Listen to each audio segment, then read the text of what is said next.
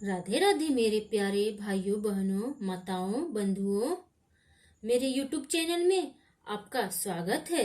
आप सभी पर पितरों की कृपा बनी रहे। आज मैं स्मरण करवा रही हूँ पितृपक्ष भागवत कथा अध्याय 4। कथा सुनने से पितृ होंगे खुश, कई जन्मों के पितृदोष होंगे समाप्त। बंधुओं, यदि आपने YouTube चैनल यदि अब तक सब्सक्राइब नहीं किया तो जरूर करें, लाइक करें, कमेंट में राधे राधे अवश्य लिखें। बंधुओं, आप सभी जानते हैं कि पितृपक्ष महाभागवत का कितना महत्व है। श्री भागवत कहते हैं, हे प्रिय, अब मैं चौथे अध्याय का महात्म्य बतलाता हूँ, सुनो।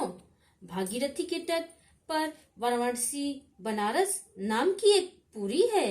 वहाँ विश्वनाथ जी के मंदिर में भरत नाम के एक युगनिष्ठ महात्मा रहते थे, जो प्रतिदिन आत्मचिंतन में तत्पर हो आदर पूर्वक गीता के चतुर्थ अध्याय का पाठ किया करते थे। उसके अभ्यास से उनका अंतःकरण निर्बल हो गया था। वे शीत उषण आदि द्वंद्वों से कभी व्यथित नहीं होते थे। एक समय की बात है, वे तपोधन नगर की सीमा में स्थित देवताओं का दर्शन करने की इच्छा से भ्रमण करते हुए नगर से बाहर निकल गए। वहां बैर के वृक्ष थे, उन्हीं की जड़ में वे विश्राम करने लगे। एक वृक्ष की जड़ में उन्होंने अपना मस्तक रखा था और दूसरे वृक्ष के मूल में उनका पैर टिका हुआ था। थोड़ी देर बाद जब वे तपस्वी चले गए, तब बैर के वे दोनों वृक्ष 5-6 दिनों के भीतर ही सूख गए। उनमें पत्ते और डालियां भी नहीं रह गईं।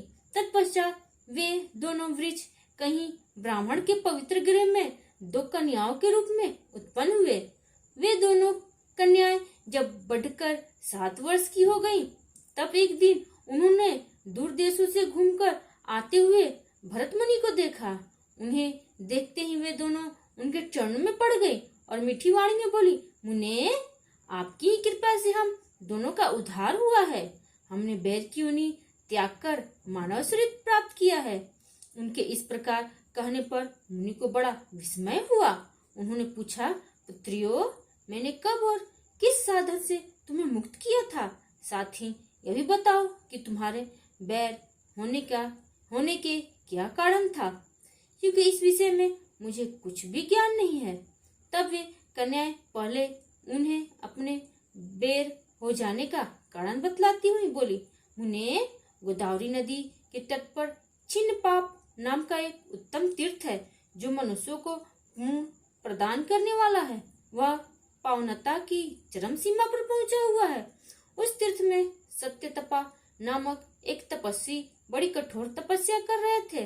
वे ग्रीष्म ऋतु में प्रज्वलित अग्नियों के बीच में बैठे थे। वर्षा काल में जल की धाराओं से उनके मस्तक के बाल सदा भीगे रहते थे तथा जाड़े के समय में जल में निवास करने के कारण उनके शरीर में हमेशा रोंगटे खड़े रहते थे।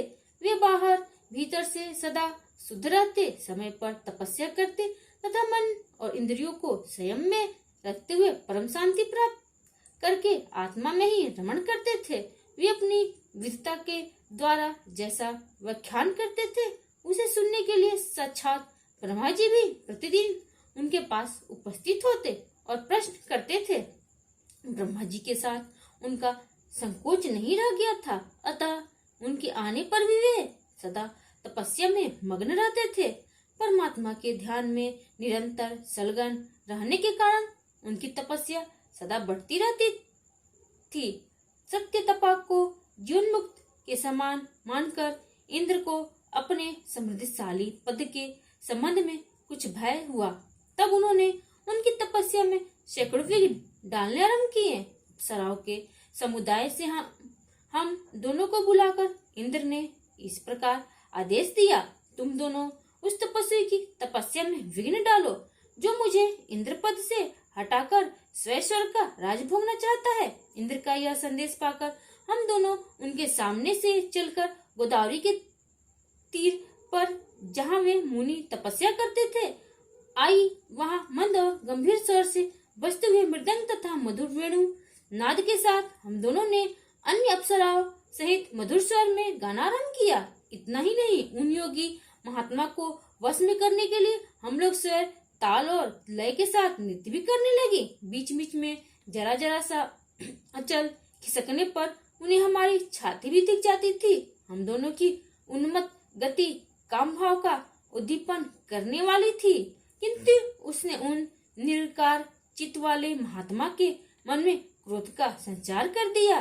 तब उन्होंने हाथ से जल छोड़कर हमें क्रोधपूर्वक शाप दिया, अरे तुम दोनों गंगा जी के तट पर बेर के वृक्ष हो जाओ। यह सुनकर हम लोगों ने बड़ी विनय के साथ कहा, महात्मन हम दोनों पराधीन थे, अतः हमारे द्वारा जो दुष्कर्म बन गया है उसे आप क्षमा करें। यूं कहकर हमने मुनि को प्रसन्न कर लिया। तब उन पवित्र चित्त वाले मुनि ने हमारे शापोद्धार की अवधि निश्चित करते हुए कहा, भरत मुनि के आने तक ही तुम पर यह शाप लागू होगा। उसके बाद तुम लोगों का मृत्यु लोक में जन्म होगा और पूर्व जन्म की स्मृति बनी रहेगी। मुने, जिस समय हम दोनों बेर वृक्ष के रूप में खड़ी थी, उस समय आपने हमारे समीप आकर गीता के 14 अध्याय का जप करते हुए हमारा उद्धार किया था, अतः हम आपको प्रणाम करती हैं।